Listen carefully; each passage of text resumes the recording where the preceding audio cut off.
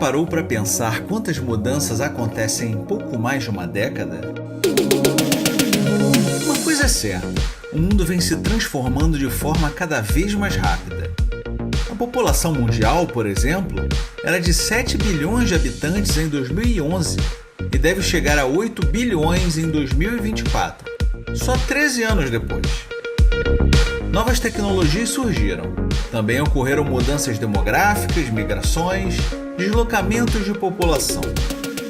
Considerando esse cenário, você poderia perguntar: que desafios essas alterações representam? Como é o retrato atual do povo brasileiro? Quantos somos? Onde estamos? Como vivemos? Que mudanças aconteceram nas cidades? Essas e outras respostas só serão possíveis a partir do Censo 2022. O censo é a única pesquisa que chega a todos os domicílios brasileiros. Pode ser respondido pela internet ou por telefone, ou com os já tradicionais recenseadores do IBGE, que vão à sua porta em cada cidade para contar e conhecer nosso povo, percorrendo todo o território nacional. Os resultados vão mostrar um retrato atualizado e preciso da população de cada pedacinho do Brasil, do menor ao maior município, de áreas rurais e urbanas, incluindo os grupos populacionais específicos, como povos indígenas e comunidades quilombolas. E o mais importante, as informações do censo são estratégicas para o planejamento das ações em todos os níveis de governo e para a representação política. Elas serão a base de decisões sobre serviços de saúde, educação, emprego, condições de moradia e diversos outros assuntos. Esses resultados são igualmente indispensáveis para a iniciativa privada. Empresas e empreendedores podem usá-los para conhecer melhor o seu mercado e o perfil dos seus consumidores. O censo também é fonte importante para estudantes de diversos níveis, pesquisadores, acadêmicos e para o conhecimento da realidade brasileira. Afinal, conhecer o presente é essencial para o futuro do Brasil. Muito bem, amigo do programa Brasil Consciência. Hoje a gente vai falar sobre ciências sociais e um trabalho de ciências sociais fundamental para a sociedade brasileira, que é o trabalho do IBGE, o Instituto Brasileiro de Geografia e Estatística, que norteia aí políticas públicas, aplicação de recursos, gestão da saúde e diversos outros mecanismos do sistema público, da gestão pública nacional. A gente está aqui com o Paulo Lindsay, que é servidor do IBGE há mais de 40 anos, que vai dar um panorama geral para a gente sobre como que está o IBGE e o que aconteceu lá nos últimos anos. Paulo, muito bom dia, obrigado por você ter vindo aqui no SINDCT atender o convite da gente. Eu queria começar perguntando para você sobre o censo de 2022. O que aconteceu durante a gestão passada para que chegasse nessa situação? É possível responsabilizar o governo Bolsonaro pelo problema? Bom, primeiro eu quero agradecer a todos e todas que estão aqui assistindo, quero agradecer ao SINDCT pelo convite. Como foi falado, meu nome é Paulo Lindsay, eu sou diretor da Executiva Nacional do Sindicato dos Servidores do IBGE, a CBGE Sindicato Nacional, e sou coordenador da regional, do Rio de Janeiro, da Auditoria Cidadã da Dívida. Eu entrei no IBGE em 1981, então eu participei de alguns censos, nesse período, nesses 42 anos que eu tenho hoje de trabalho no serviço público. E a gente, para contextualizar o que está acontecendo hoje no censo 2022, a gente precisa entender um pouco o histórico do IBGE nessa destruição do serviço público. Quando eu entrei no IBGE, nós chegamos a ser 14 mil trabalhadores do quadro permanente do IBGE. Hoje nós somos menos de 4 mil trabalhadores, e desses menos de 4 mil trabalhadores, em torno de 3.900 aproximadamente, nós temos 900 trabalhadores com abono de permanência. Então o IBGE está definhando assim a passos largos, e essa falta de estrutura, tanto de pessoal como estrutura física e orçamentária, ela teve uma influência direta nas pesquisas do IBGE e agora especificamente no censo. Mas não podemos ainda falar que os dados não podem ser ainda usados. Nós sabemos que eles têm muitos problemas, mas o resultado do censo ainda não saiu. O que nós estamos, enquanto sindicato, enquanto trabalhadores técnicos do IBGE, nós fizemos em 2019 uma campanha, né, de um censo sem corte, porque quando o ex-ministro da Economia, Paulo Guedes, entrou e ele foi dar posse à ex-presidente do IBGE, Suzana Guerra, lá no Rio de Janeiro, na General Canabarra, onde eu trabalho, e eu entreguei a ele uma carta mostrando toda a insatisfação do Sindicato dos Trabalhadores para o que estava acontecendo. E naquele momento da posse ele falava que quem pergunta demais vai saber coisas que não é necessário. Então, naquele momento, apesar de a equipe técnica, a direção da área de pesquisa mostrar que para se cortar alguma coisa no questionário precisava-se de um estudo técnico. E isso não aconteceu, desconsiderado todo o tratamento técnico dado pelas equipes. Inclusive o diretor de pesquisa na época, o Cláudio Cleite, foi demitido, né? E os cortes aconteceram, né? Porque o censo, para entrar em campo, ele é uma preparação de 2, 3 anos anteriores ao censo, não é uma coisa que acontece de imediato. E lá naquele momento a gente já falava que seria necessário no mínimo um orçamento de 3,4 bilhões para a execução do censo de 2020, que estava previsto naquele momento, né? Que não aconteceu pela pandemia, mas na minha visão, além da pandemia, tem todo um projeto de desmonte para essa política no IBGE, porque o governo Bolsonaro ele tinha a visão de destruir todos os institutos de pesquisas, né, seja eles estatísticas ou científicas, para que o Brasil entrasse numa área de obscuridade, do achismo, né? E era necessário que houvesse esse ataque ao IBGE, porque o IBGE é o principal órgão que coleta dados que podem dar consistência às políticas públicas. E hoje isso está em xeque, né? Quando saiu o resultado do censo, ainda não saiu, não terminou de vez, está previsto para acabar em maio, e a gente vai ter uma noção muito mais clara do que aconteceu no censo. Mas o sindicato já tinha feito uma campanha lá atrás, em 2019, mostrando que com a redução do orçamento de 3,4 bilhões para 2 bilhões e 400 era insuficiente e que os cortes no questionário, sem uma discussão técnica, daria problema no resultado do censo nos dados, né? Nós fizemos uma campanha fomos parar no Congresso Nacional, fizemos audiências públicas no Congresso, buscamos todo tipo de interlocução com o governo para mostrar que aquilo seria um grande prejuízo para a nação brasileira e para a instituição. Nada disso foi atendido, né? E chegou em 2020, não aconteceu o censo por conta da pandemia, da Covid-19, e além disso, da pandemia, a gente também, eu tenho a impressão de que o censo não aconteceu em 2020, porque se houvesse um censo em 2020, o resultado saísse logo de imediato, você teria como comparar o censo de Bolsonaro com o censo de Lula. Isso o governo não queria naquele momento, né? Porque ia mostrar a diferença entre um governo e o outro em relação às políticas públicas, né?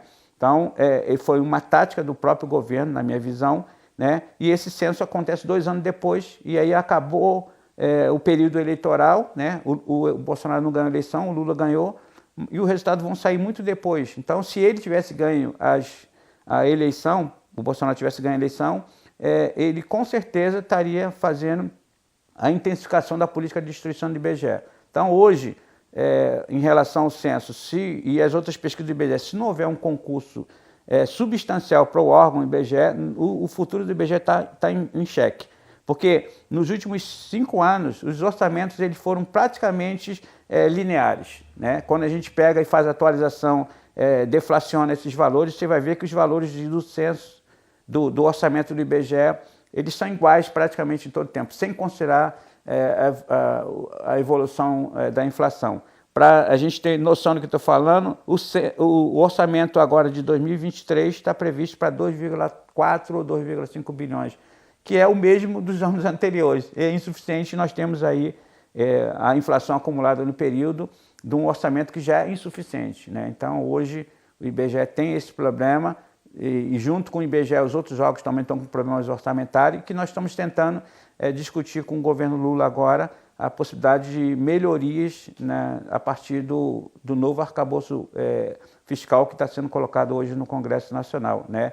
Porque uma das coisas que nos preocupa em relação ao arcabouço fiscal foi que o deputado federal Pedro Paulo, do Rio de Janeiro, ele fala que o governo não pode se limitar simplesmente ao crescimento das receitas e em relação às despesas. Ele precisa colocar limite nas despesas obrigatórias. E quando se fala em despesas obrigatórias, leia-se servidores públicos, despesa com pessoal, educação, saúde e etc. Então, eles estão querendo colocar, né, porque uma coisa é o projeto apresentado pelo governo do arcabouço fiscal, outra coisa é o que virá aprovado do Congresso Nacional. Com certeza haverá algumas ingerências no projeto para que eles possam cada vez mais controlar o orçamento público, porque o principal pilar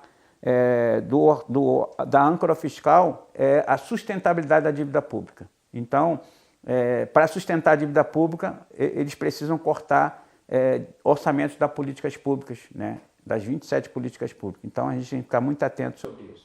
A gente vai falar mais sobre a dívida pública já já.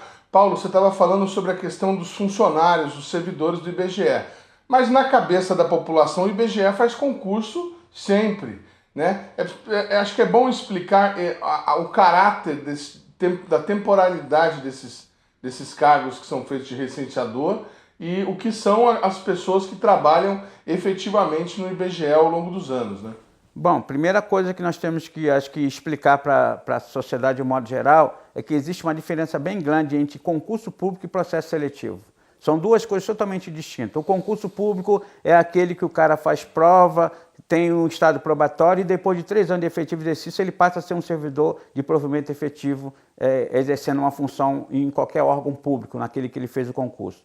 O processo seletivo é uma prova que você faz, é difícil quanto o concurso, mas que não tem estado probatório e que, no caso do IBGE, é um contrato limitado no máximo de até 3 anos. E por que a palavra até? A palavra até porque sem essa palavrinha, se você tivesse um contrato de 3 anos, você deixaria a possibilidade de ter que pagar indenização por não cumprimento de contrato. Quando você fala que é até, eu não preciso ficar 3 anos, eu posso ser até amanhã e mandar você embora sem nenhum tipo de indenização, né? E vai acontecer, já está previsto aí daqui a pouco mais de 6 mil vagas para processo seletivo de trabalhadores temporários no IBGE, né? E isso mostra a política de precarização que a direção do IBGE tem para o órgão, e a gente ainda não garantiu nenhum concurso público para acordo do regime jurídico único federal, né? Nós estamos tentando, junto ao governo, o IBGE, a direção mandou o seu pedido de concurso, em torno de 2.500 vagas, mas a gente ainda não teve nenhuma autorização do governo para determinar quais são as vagas para o IBGE. No caso do censo, o censo é uma questão excepcional, né? Porque o IBGE não pode contratar, ou mesmo processo seletivo para mais de 150 mil pessoas, né, que eram os recenseadores. A previsão era até quase 180 mil, né? Não chegou a tudo isso.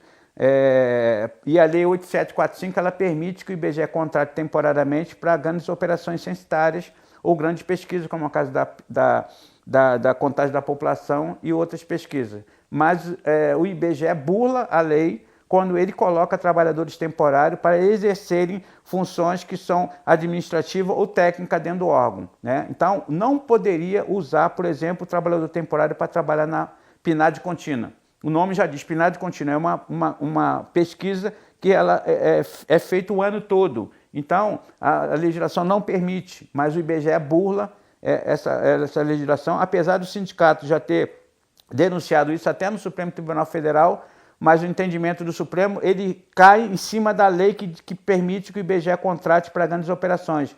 E ele não julga que é uma ilegalidade que está acontecendo quando contrata um trabalhador temporário, como o caso do APM, é um trabalhador agente de mapeamento, que hoje no IBGE ganha R$ 1.378.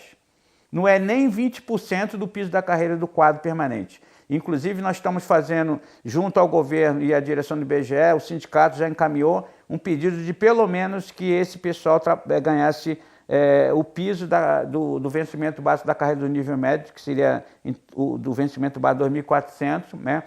Porque vai chegar um momento que nem o IBGE vai conseguir fazer processo seletivo, porque o salário é muito baixo, né? E isso causa uma grande preocupação para o sindicato, para os trabalhadores, né? E a gente olha para o futuro do IBGE e fica muito apreensivo. Um órgão que teve mais, chega de 14 mil trabalhadores, hoje tem menos de 4 mil, e com mais de 6 mil trabalhadores temporários hoje na casa, né? Fora a terceirização, porque o IBGE tem terceirização em todas as áreas, né? E a gente está muito preocupado. Inclusive, eu acabei de escrever um texto agora sobre as 13 motivos para você se preocupar com a PEC 32, que é a reforma administrativa do governo que foi proposta no governo Bolsonaro, que ainda não foi revogada pelo governo Lula. E essa proposta, ela indica a possibilidade de criação de plataformas eletrônicas no serviço público e também a contratação de trabalhadores temporários para áreas, para serviços permanentes do Estado. Isso é uma coisa que preocupa muito, que mostra que a política, se não for revogada a PEC 32, ela poderia ser uma política assim desastrosa e devastadora de desmonte do Estado brasileiro. Paulo, as pessoas que defendem a privatizações e a desoneração do Estado, elas dizem que esse processo de modernização, de implantação de novas tecnologias é algo natural. Não cabe isso dentro do serviço público, ou você entende que está sendo implantado de uma maneira equivocada, de forma a substituir a pessoa? Não, eu não sou contrário à tecnologia, eu sou a favor da tecnologia, mas a tecnologia ela tem que ser discutida para que não haja simplesmente a exclusão do trabalhador. Nós podemos ver bem basicamente o que aconteceu com o setor bancário. Hoje todos nós temos um banco no nosso celular e aqueles trabalhadores do setor bancário, os bancários, que eram uma das maiores categorias de trabalhadores, né, sindicalizados do Brasil, os maiores sindicatos, hoje se reduz a uma condição muito menor, porque grande parte dos serviços que eram executados pelos trabalhadores estão sendo executados hoje pelo aplicativo no celular.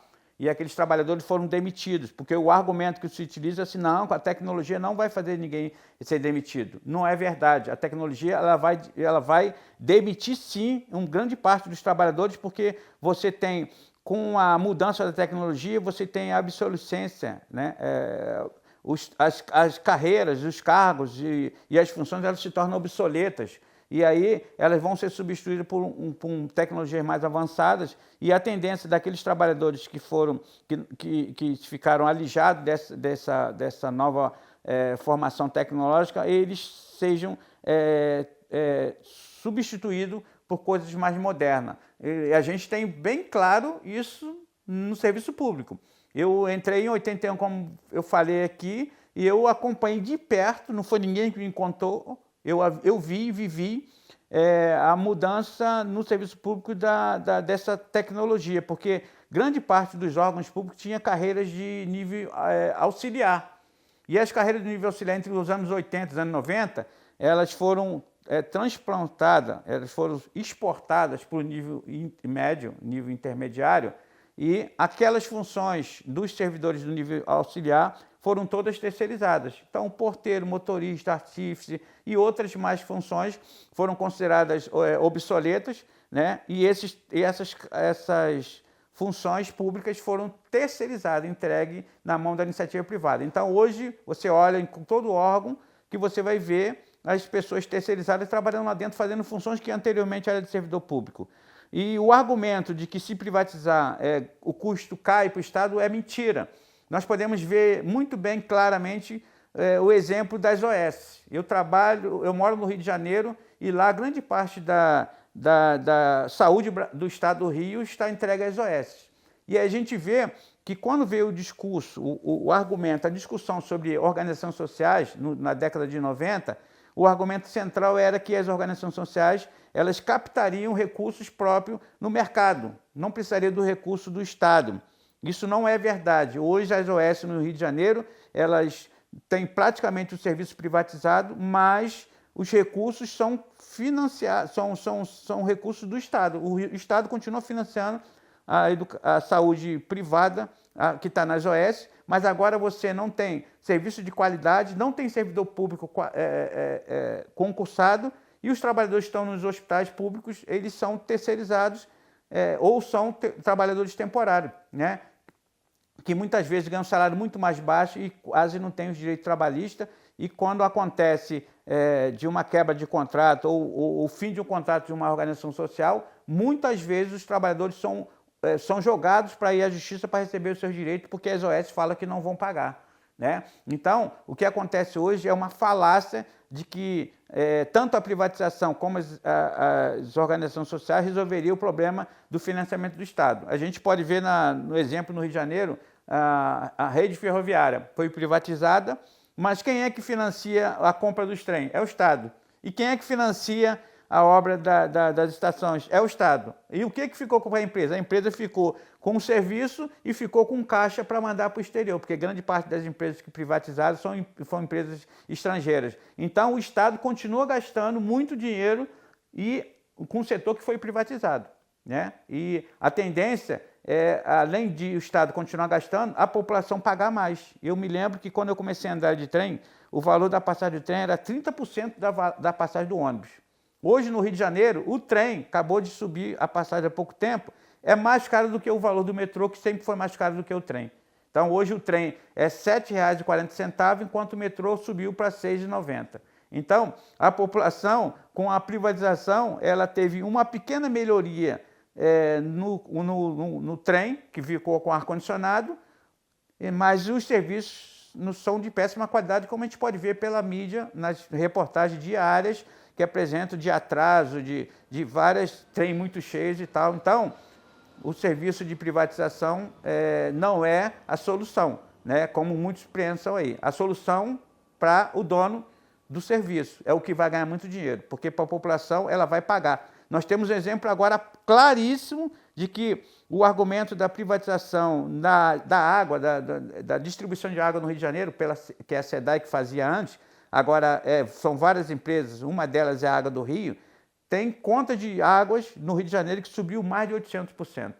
E aí o argumento era que, se privatizar, nós teremos os melhores serviços. Agora, nós não temos os melhores serviços, mas temos as maiores contas. Tá certo, a gente vai para um rápido intervalo e volta já já para continuar esse bate-papo. Instante só, não saia daí.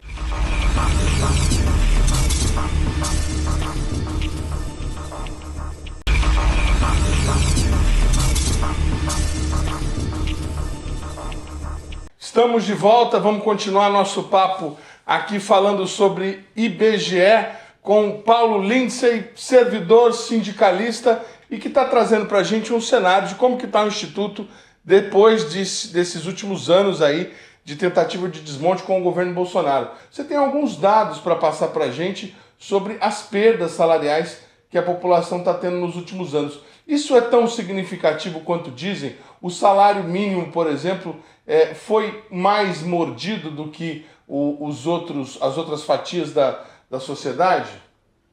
Bom, a gente começa pela visualização do salário mínimo e a gente vê que sempre houve uma proposta de salário mínimo falada pelo Diese, que seria de mais de R$4.000. Então, a gente já começa a ter uma defasagem salarial do salário mínimo, porque a Constituição diz que lá o salário mínimo seria um salário para que 4 pessoas vivessem, né, nas condições melhores possíveis, né? E a gente vê que é heróico alguém viver com R$1.300 e poucos aí de salário mínimo. Tá? Quanto mais 4 pessoas vivendo com 1.300 e pouco, né? Daria Sim. R$600 per capita aí. Então, aí... e para a gente ter uma noção do que representa no Brasil a questão de remuneratória, tanto na iniciativa privada como no serviço público, eu fiz há pouco tempo um texto bem pequenininho, pegando uma nota de R$20, ela saiu em 2002, em junho de 2002, R$20. R$20, quando ela saiu no mercado brasileiro, a nota, ela valia 10% do salário mínimo. O salário mínimo era R$200 em 2002. Né? Então, uma nota de R$20, quando ela saiu, ela tinha um poder de 10% do salário mínimo.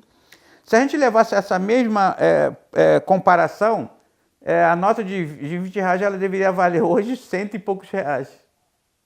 Não R$20.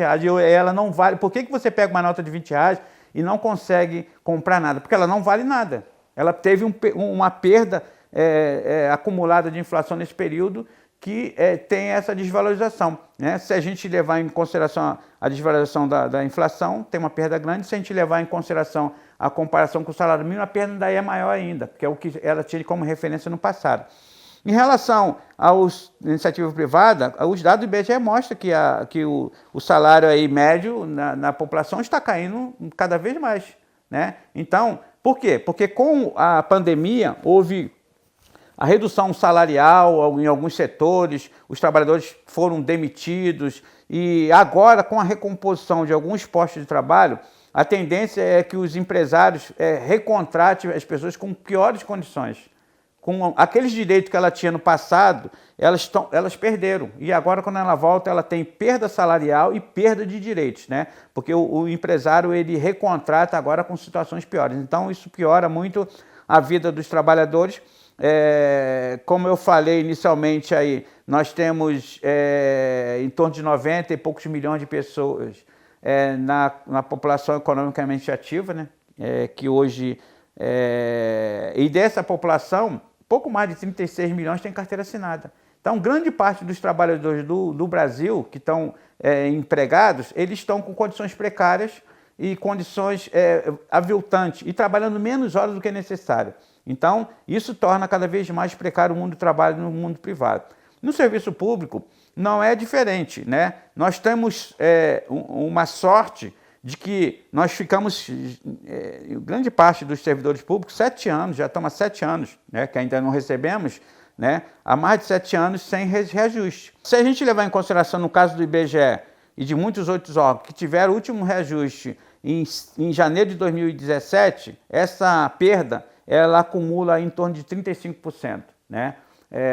E a gente não está falando da perda histórica, porque se a gente levar em consideração o poder de compra que nós tínhamos em 2010, no último mandato do governo Lula, para agora, essa inflação aí, essa perda chega quase a mais de 100%. Né? Então, a gente sabe que o governo está ainda em fase de transição.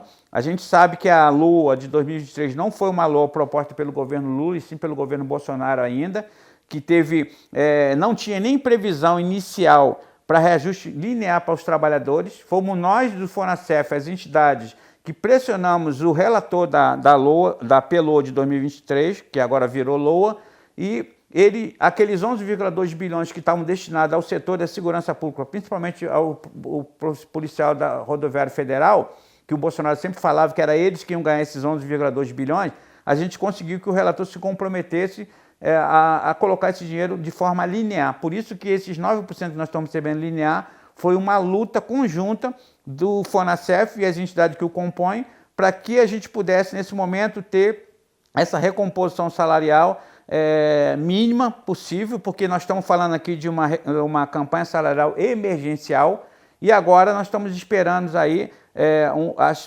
um calendário, né, de reuniões para a gente discutir a próxima campanha salarial 2024 e as campanhas salariais específicas de cada órgão, onde vamos buscar, no caso do IBGE, na reestruturação da nossa carreira e a melhoria da carreira do IBGE. Então, a gente está nessa esperança dessa reunião. Temos um problema, o Sérgio Mendonça, que era o responsável pela negociação com os servidores públicos, saiu e foi para a Caixa Econômica. A gente ainda não tem um secretário lá colocado, isso pode até atrapalhar um pouco o calendário de reuniões, mas a gente espera que o governo solucione esse problema e chame rapidamente. E para poder a gente fechar essa questão da campanha salarial, nós temos 3 leis importantes que precisamos ficar muito atentos, porque são elas que vão dar toda a diretriz, né, todo o caminho da política pública, do orçamento da União, do governo Lula, e quais os pensamentos que o governo Lula tem para o serviço público. Nós precisamos estar atentos ao PPA, que é o Plano Plurianual, que o que vai definir a política do governo para os próximos 4 anos, inclusive pegando o primeiro ano do próximo governo, né? E a LDO, que é a Lei de Diretriz Orçamentária, onde você vai ter as diretrizes de como vai ser gastado a LOA, que é a Lei Orçamentária, e a própria LOA, né? Que vai ser a proposta de Bolsonaro. Antes, o argumento que foi colocado para os servidores é que eles não poderiam aumentar mais porque a LOA foi feita por Bolsonaro. Então agora nós vamos ver o que vai acontecer com a LOA feita por Lula, né? Se vai ter essa complacência com os serviços públicos e com os seus servidores. E a gente está muito atento na questão da âncora fiscal, porque a gente percebe que há várias formas, o governo está tentando tirar desse teto fiscal alguns setores, mas o Congresso Nacional já tem demonstrado que não concorda, porque o Congresso Nacional, infelizmente, ele é o serviçal do grande capital, e o grande capital já acenou que não concorda que haja nenhum tipo de retirada de alguns setores para esse chamada âncora fiscal, né? Porque, levando em consideração o orçamento público, nós temos 5 grandes despesas praticamente no serviço público, que é previdência, que é assistência, saúde, educação e pessoal, tá? O resto é 0,0 alguma coisa. Podemos dar o exemplo de CIT, que nós estamos aqui no Sindicet. Em 2021, o orçamento de CIT foi 0,12. E a previsão do orçamento para 2023 está em torno de 0,23%. Então, somando as 17 funções primárias, das 27 que existem, 17 somadas, dá 1,25% do orçamento. Ali está incluído cultura, educação, cultura, ciência e tecnologia e outras funções menores, né? Não menos importantes, mas que os governos, de um modo geral, não têm dado importância, aplicando cada vez menos o orçamento em detrimento do benefício de pagamento da dívida pública. Tanto é que a âncora fiscal, a sua principal objetivo é sustentabilidade da dívida pública. Ano passado, o governo Bolsonaro pagou 46,3% da Receita Geral da União, em torno de 1,879 bilhões. No ano anterior, em 2021, foi 1,960. Então, nós vamos vendo que esse argumento que o Brasil está quebrado é pura falácia, porque como pode um país que pega quase 50% ou 50% do orçamento, entrega à banqueira e às grandes corporações, falar que está quebrado? Paulo, para a gente explicar para uma pessoa que está em casa, que não é economista, que não tem contato com números, de uma maneira que seja clara e direta, eu confesso para você que, até como jornalista, a gente falha nisso muitas vezes. O próprio arcabouço fiscal, por exemplo, muito se fala, toda hora está na televisão, e você vê pouquíssimas pessoas entendendo efetivamente o que é aquilo, por que tem que ter esse limite de gastos, qual é a diferença entre o arcabouço e o teto que tinha sido estabelecido anteriormente. Aí você chega aqui para a gente e fala agora que metade da arrecadação está sendo entregue para grandes corporações, para grandes banqueiros, pagando a dívida pública. Que dívida é essa? O que isso tem a ver, por exemplo, com a taxa de juros? Por que o governo paga ao banco? Explica para a gente essa lógica do porquê que o mercado tira dinheiro do governo, por gentileza. Bom, primeiramente a gente tem que entender como é garantido esse limite, tanto do teto de gasto anterior, pela emenda 95 de 2016, como a proposta agora do novo arcabouço fiscal. Eu aconselho vocês irem na Constituição e olharem o artigo 166, parágrafo 3º, inciso 2º, a linha B. É lá que está constitucionalmente garantido o privilégio do pagamento da dívida pública sem dotação orçamentária e sem limite. Então, independente de ter arcabouço fiscal ou teto de gasto, a Constituição garante o privilégio de pagamento. Isso significa o quê? Primeiro paga-se a dívida, depois você vai pagar a educação, a saúde, a cultura, a ciência e tecnologia, etc. Né? Então, isso é um problema, porque na Constituição tem essa garantia. Quando você vai discutir a LOA, que é a Lei Orçamentária Anual, a dívida pública não pode ser discutida, porque a Constituição diz que ela tem privilégio e não tem limite. E por conta disso, as outras 27 funções primárias, as outras despesas do governo, elas precisam ser discutidas e precisa se falar de fonte de dotação orçamentária. Então, se alguém tiver um grande projeto para para lançar um novo foguete no Brasil a partir de ciência e tecnologia, aí, precisando de orçamento, alguém vai achar muito maravilhoso o projeto do governo, mas vai perguntar assim, de onde é que vem o dinheiro? Qual é a dotação?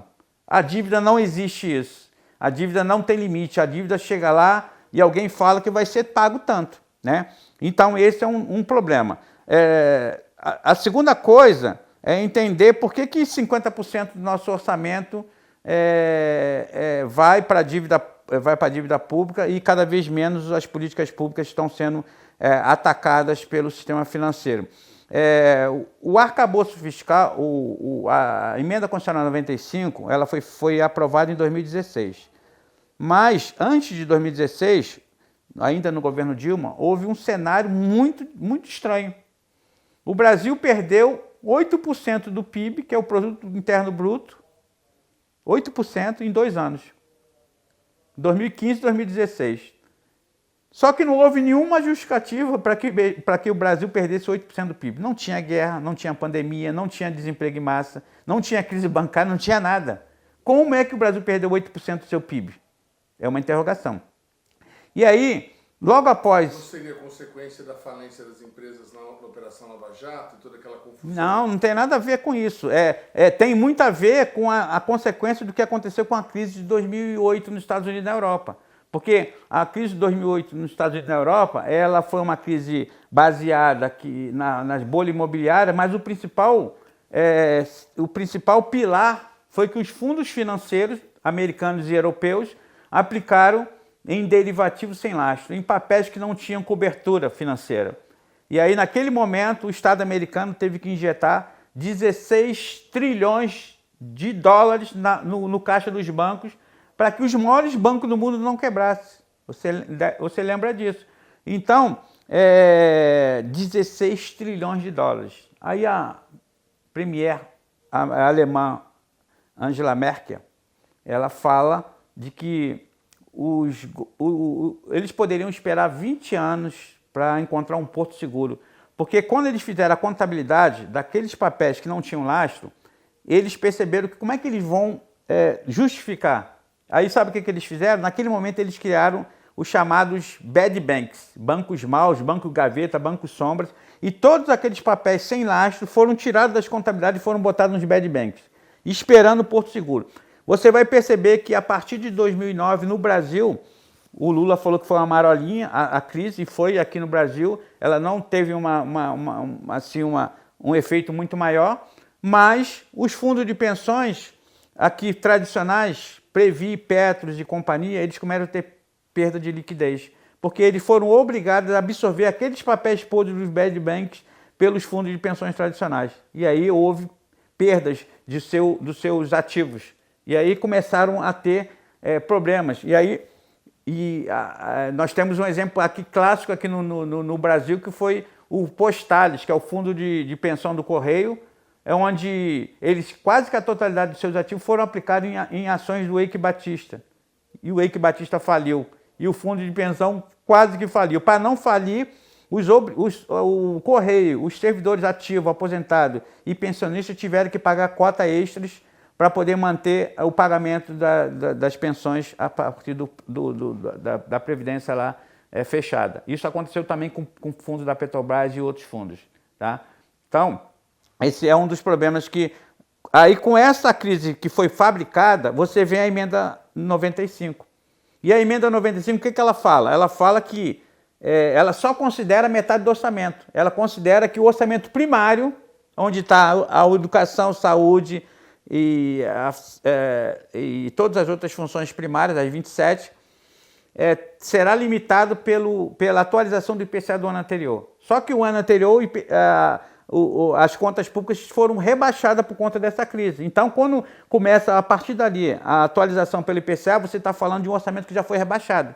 Então, já começa a piora para os orçamentos. E a dívida pública liberada, porque a dívida pública não entrou no limite de teto de gasto, porque a dívida pública é um gasto financeiro.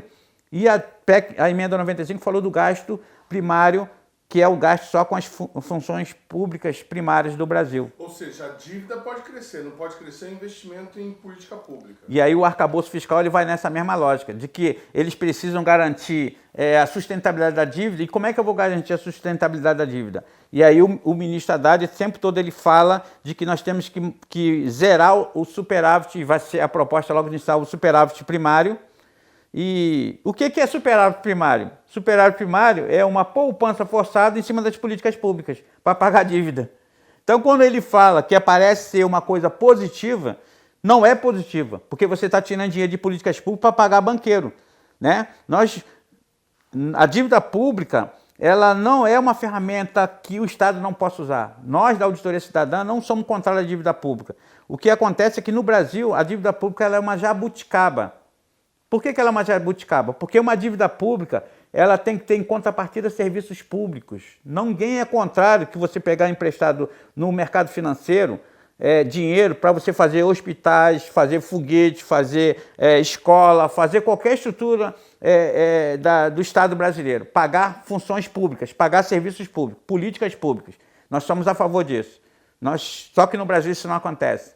Em dezembro de 2019, quando Bolsonaro estava já no primeiro ano de governo, a dívida pública era 5 trilhões 555.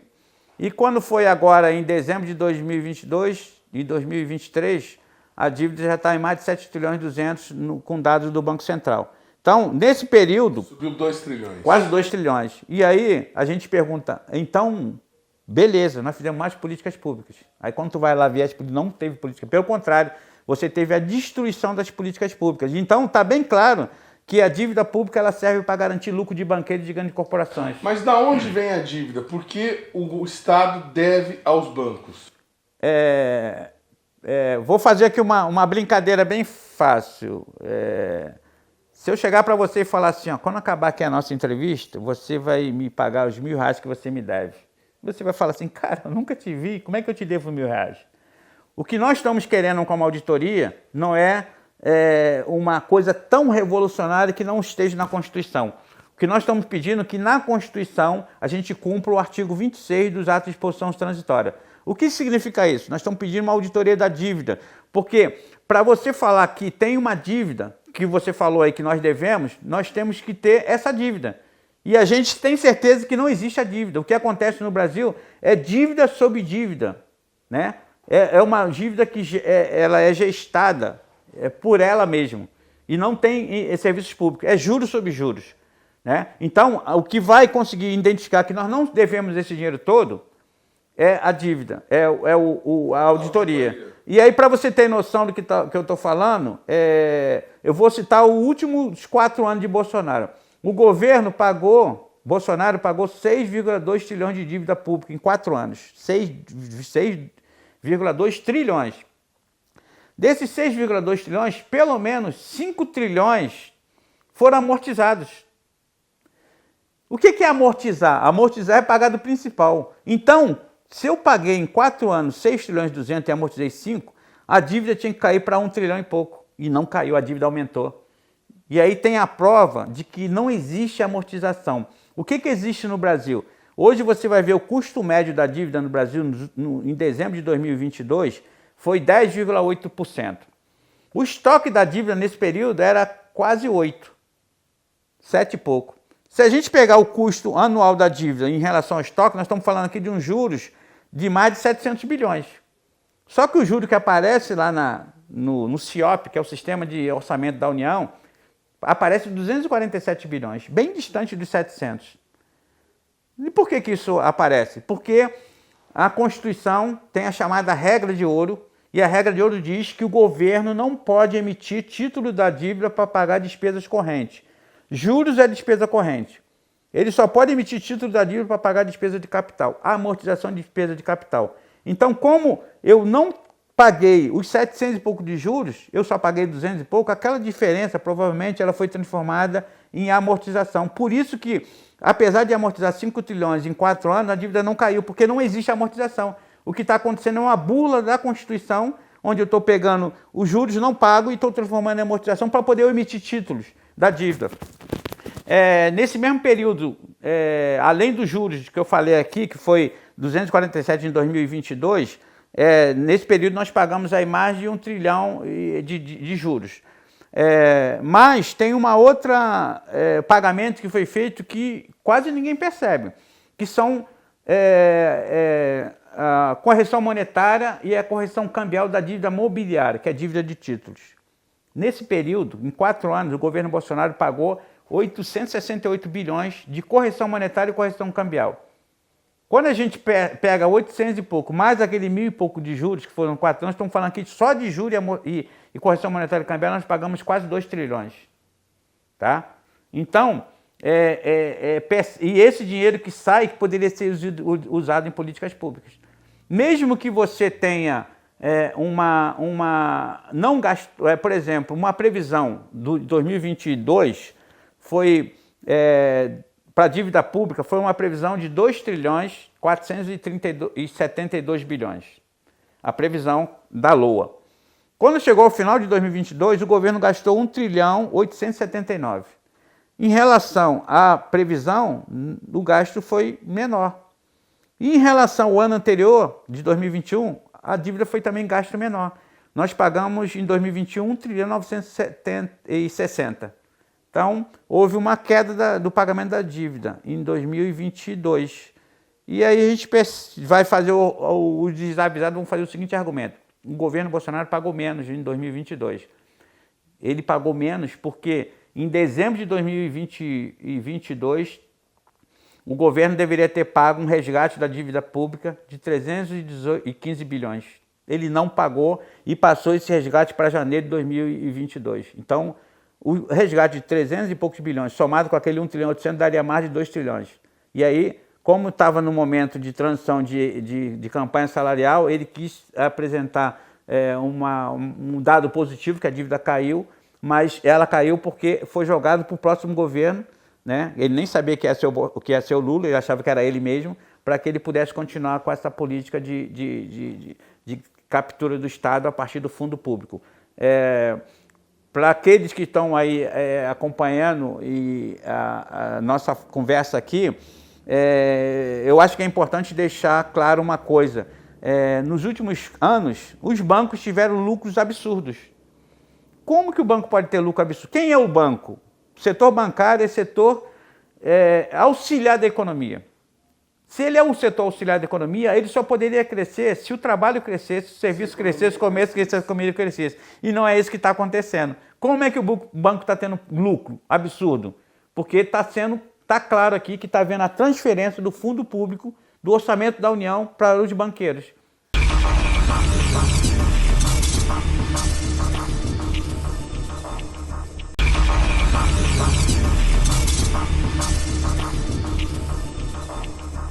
Peraí, gente, olha, quem não conhece esse assunto, o Paulo, ele é membro de um grupo... Eu sou coordenador da Auditoria Cidadã da Dívida, que é uma associação sem fim lucrativo. Que nós já falamos aqui no Brasil Consciência, que é um grupo que busca fazer uma auditoria, que defende a auditoria dessa dívida pública, para que o Estado brasileiro possa saber que dívida é essa, quanto ele deve, como que vai ser pago. Agora, como é que essa loucura começou, Paulo? Como é que o banco exige do Estado? Ou seja, o arcabouço fiscal que o governo Lula está propondo não resolve o problema da dívida pública.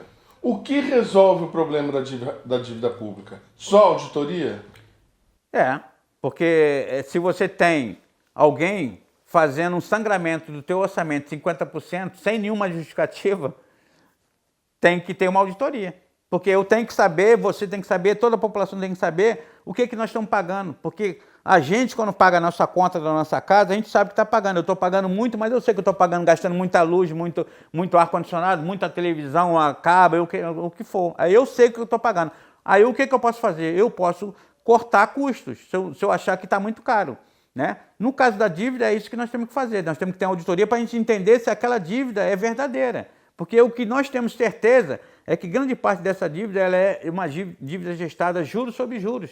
É uma dívida gestada por ela mesma. Não existe um empréstimo efetivo. Isso não é de agora. Se você pegar nos anos 70, onde a gente tem um corte aqui temporal, aqui nos anos 70, no Brasil nós estamos vivendo um milagre econômico, e aí no Brasil você vai lembrar que o Brasil era um canteiro de obras. Obra para tudo quanto é lado, Transamazônica, Itaipu, Binacional, Ponte Rio-Niterói, etc. No país todo tinha obras faraônicas, né? E essa obra faraônica, dos anos 64, da ditadura de 64 até o 1985, a dívida pública cresceu mais de 105 bilhões. Né? Então, houve um crescente na estrutura de obras do Estado com um grande endividamento. Né? E nesse momento, o mundo passa a ter a hegemonia do capital financeiro, a chamada financiarização da economia. É a partir daqui que há todo um projeto de desmonte do Estado mundial, de um modo geral, e especificamente o Estado brasileiro.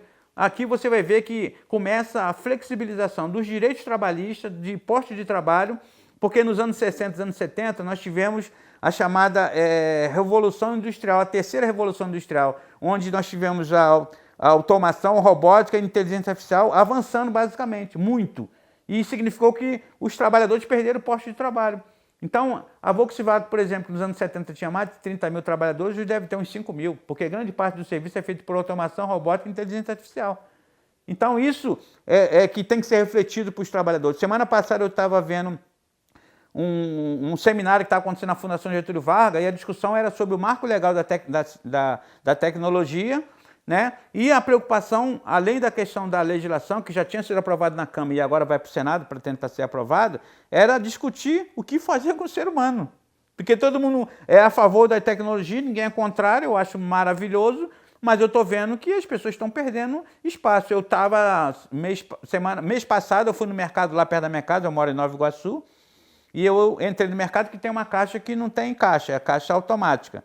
Aí eu tive uma menina do lado, esperando lá para dar orientação, eu perguntei a ela como é que era, ela me explicou, eu fiz a operação, né, sozinho, depois eu fui e paguei. E ao final da operação que eu fiz no mercado, eu cheguei para ela e perguntei assim, aonde é que eu pego o meu salário? A menina do mercado não entendeu nada. Aí eu falei assim, sabe por que eu estou te perguntando isso? Porque se prepara, você está aí hoje, do meu lado, porque as pessoas ainda não sabem lidar com isso. Quando elas souberem lidar, você vai sumir. Não só você, como os caixas de um modo geral, que aconteceu no banco. Hoje, dificilmente você entra numa agência de banco. Você vai sempre, no máximo, no caixa eletrônico e a maior parte do serviço é feito no aplicativo. Esse foi o avanço tecnológico. Foi bom? Foi excelente. Em vez de eu ficar 3 horas no banco, mas agora a classe trabalhadora bancária sumiu. Né? E isso vai acontecer no serviço público de modo geral e na iniciativa privada também, porque os avanços tecnológicos tendem a aumentar o lucro do capital, porque avanço tecnológico ele é importante, mas não é isento. Ele tem lado, e um dos lados dele é garantir lucro cada vez maior do grande capital com o argumento de melhorar a qualidade de vida da população. Isso acontece, mas o objetivo central não é só esse. Mas daí você inviabiliza o sistema, porque se não tiver a população trabalhando para gerar riqueza... Então, aí quando você tem uma economia financiarizada, por isso que você vê a economia financiarizada, o que aconteceu nos anos 70, como eu falei aqui? As empresas passaram a produzir menos. E aí o capital financeiro, ele faz uma simbiose com os outros capitais, principalmente o produtivo.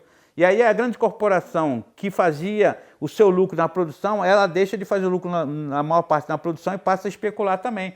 Vender, comprar título da dívida e aplicar no mercado financeiro, ações, etc. Comprar título da dívida pública que o governo precisa vender para ter dinheiro para fazer suas políticas. Sim, cada vez que ele faz emissão de títulos para poder garantir essa receita primária, ele também paga cada vez mais juros. E aí, esses juros e essas amortizações estão feitas no governo, você deixa de ter dinheiro disponível para aplicar em políticas públicas. Você perguntou como é que nós chegamos a essa situação.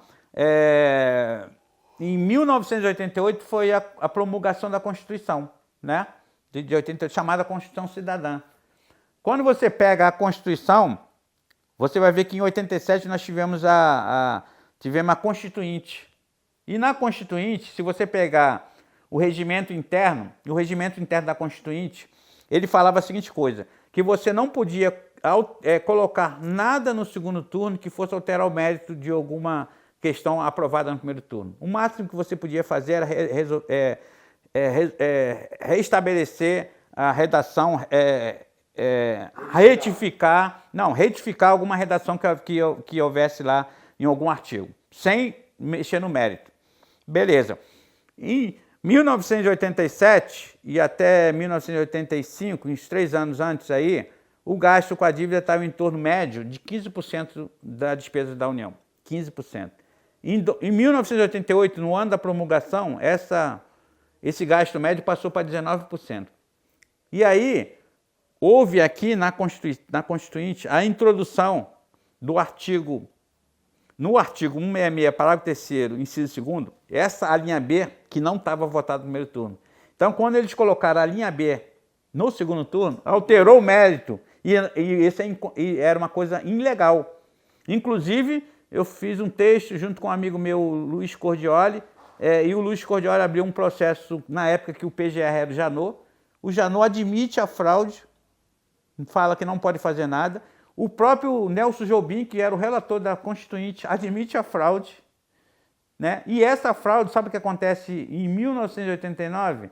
Aquele gasto que estava 19% pula em 1989 para 63% da despesa da União. Em 1990, com Collor de Mello, pula para 70%.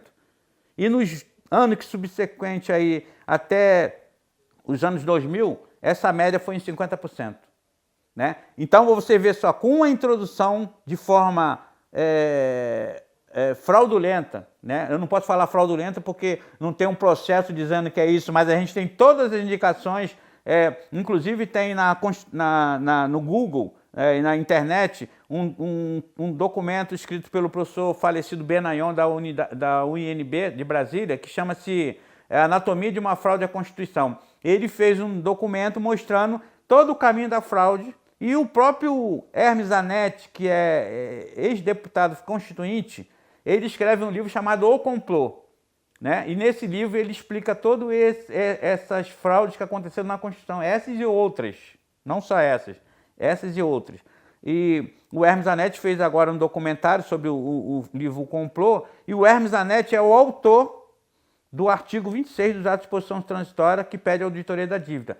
E ele fala no livro que aquele texto que está na Constituição não era o que ele queria, era muito mais avançado, mas foi o possível que foi colocado na Constituição, aquela auditoria que nunca foi realizada. Então nós temos duas fraudes constitucionais, uma direta e outra indireta. Uma que não faz a auditoria, que está na Constituição, e a outra é a linha B, que está no parágrafo, no artigo 166, parágrafo 3º, inciso 2º. E isso precisa ser discutido com a sociedade, porque é essa garantia constitucional que garante. E se você quer saber se a dívida é verdadeiramente o que nós pagamos, porque a palavra da dívida ela tem um peso ético e emocional, porque quem deve tem que pagar. Eu devo, tem que pagar. Por isso eu fiz aqui a pergunta a você, a brincadeira, de que você me deve R$1.000 que eu te emprestei. Aí você vai perguntar, quando é que tu me emprestou R$1.000? É a pergunta que tu vai fazer, tá? E aí eu vou ter que te convencer que eu te emprestei R$1.000. Se eu não te convencer, você não vai me pagar. Se eu te convencer e falar, lembro, naquele dia que nós nos encontramos ali, você me emprestou. Se não, Paulinho, tu tá maluco. E a auditoria da dívida, que tem a ferramenta correta, técnica, é para isso, para você abrir a caixa preta e ver se todo esse endividamento do país, desde cortando aí a ditadura de 64 para cá, onde a dívida era 3 bilhões, e chegando hoje a quase 8 trilhões... 8 trilhões de dívida com bancos. Com banco e grandes corporações, porque tem uma outra falácia que é assim, tem um tesouro direto. Gente que aplica no Tesouro Direto. Então, se a gente fizer auditoria, a gente vai prejudicar parte da população, que eu já vi vários economistas falando disso. Aí, quando você vai pegar os dados lá no relatório da dívida, sabe quanto significa o Tesouro Direto? Menos de 2% do total dos títulos da dívida. Menos de 2%. Né? Então, se é menos de 2%, mais de 99% ou mais de 98% dos títulos estão na mão dos bancos e das grandes corporações. São elas que determinam como é que o governo vai ter que agir. Porque elas controlam a economia do país, né? Porque... Metade do orçamento está na mão delas. Então, e sem nenhum tipo de resistência no Congresso, você nunca viu falar um deputado ou um senador que viesse a público e falasse assim, eu eu sou contrário ao pagamento da dívida pública. Eu votei contrário na LOA. Ninguém fala isso. Nunca vi. Todo mundo fala da dívida, todo mundo fala do crescimento da dívida, todo mundo fala do tamanho da dívida, mas ninguém fala da engenharia, dos mecanismos que fazem a dívida crescer. Que é tudo engenharia do grande mercado financeiro sem entrar dinheiro verdadeiramente no país. É dívida sobre dívida, né? E nós estamos crescendo cada vez mais a dívida sem nenhum dinheiro que entra, como não entrou no passado. Quando você tem aquelas obras faraônicas nos anos 70, no milagre econômico, o Brasil chegou a ter um PIB em 73 de 14%, maior do que o PIB da China. E a média do PIB nos anos 70 foi 10,8%. Então, o Brasil tinha um PIB astronômico e a população na miséria. Eu vivi nos anos 70, né? Eu vi a dificuldade que era de comer. A gente estava vivendo no Brasil a ditadura, Copa do Mundo, as músicas Eu Te Amo Meu Brasil, 90 milhões em ação. Enquanto é isso, o grande mercado financeiro, com as empreiteiras que eles acusaram de crime, faziam lá com assim grande projeto de destruição e de captura do Estado brasileiro. O assunto é interessante demais, a gente saber por que a gente está nessa situação, mas infelizmente só temos uma hora. O programa Brasil Consciência vai ficando por aqui. A gente volta na semana que vem com mais uma atração inédita para vocês. Tchau, gente. Um abraço. Tchau.